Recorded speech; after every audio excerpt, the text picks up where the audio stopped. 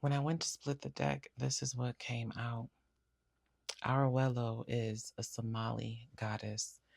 Some say she's myth, others say she was a real queen. But what she did was she crushed the patriarchy at the time. It says she lived around 15 AD, and she was a widow. Her husband died in battle. And when she tried to return home, her family didn't want her because they wouldn't be able to get a dowry for her. She would just be a burden, and she had nowhere to go. So she retreated into the wilderness, and she found community among other women who were going through the same thing, outcasts. No one wanted them. There wasn't a place for them in society. This is a message for a divine feminine that feels there's no place for her. You could be struggling with what's your purpose? Why are you here? Why are you going through this season of pain and doubt? But I just want to give you hope that you will reemerge like Aurelio did. And when you do, you will be coming from a place of sovereignty. You don't need to fit into the system. You were created to break the very system that you're trying to fit into. And then the goddess Freya. She's more well known from Norse mythology.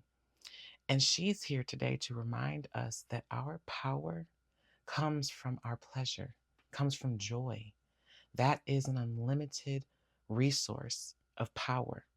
Love, joy, peace, these are the things that are boundless.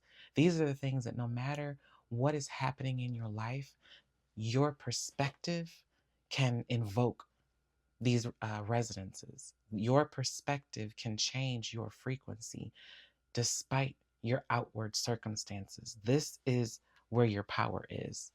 So let's get you a couple tarot cards to see what else Spirit has to say.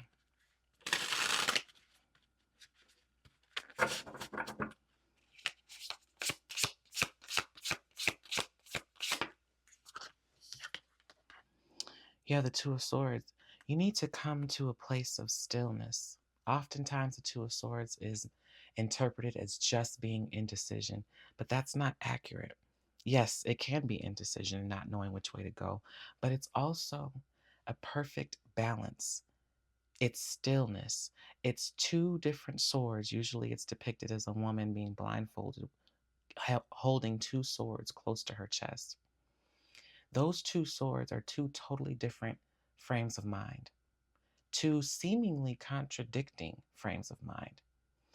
And if you want to go even deeper, one is the 5D, what you know with your soul, what you know with your intuition, but you have no proof.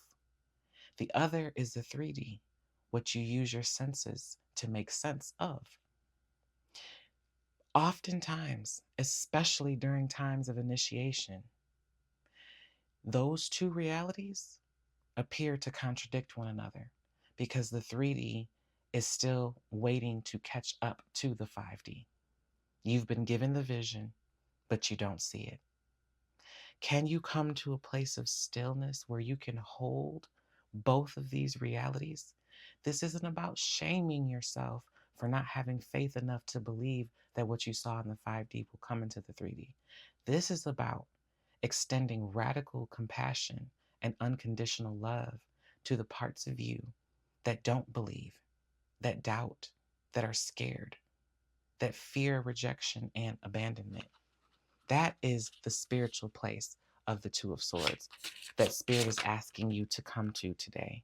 This Five of Pentacles, this lack, this abandonment wound. A lot of you struggle with proving yourself, striving, thinking everything has to come through suffering and hardship and sacrifice. Going back to Freya, Spirit is asking you, can you allow things to come to you easily? Will you lower your resistance so that I can bless you? Many of you are waiting for a blessing, and Spirit is waiting on you. And then you have strength here. Strength in the world. Yeah. Spirit is asking you to change your mindset. This cycle, this chapter of your life where everything had to be won through a hard fought battle, everything had to be a test of your strength and resolve. That got you where you are. Nobody's debating how strong you are. But can you walk into your next chapter with a different type of strength, with the lightness and the airiness of pure joy, of radically accepting who you are, where you are on your journey, what you have, what you don't have, being so at peace within yourself that shame, guilt, proving, striving, all those things fade away for you. And now you are in the flow of the universe, riding the wave, completely content with exactly where you are. This is your next chapter. This will bring all the necessary framework to hold the manifestations that you so desperately want. You are to give to others from your overflow because your cup is so full that it spills out and starts affecting the communities around you. This is what you're walking into, collective. Be brave, be strong, but that does not mean denying the part of you that isn't brave and strong. It means extending compassion, understanding, and integrating your shadow with your light.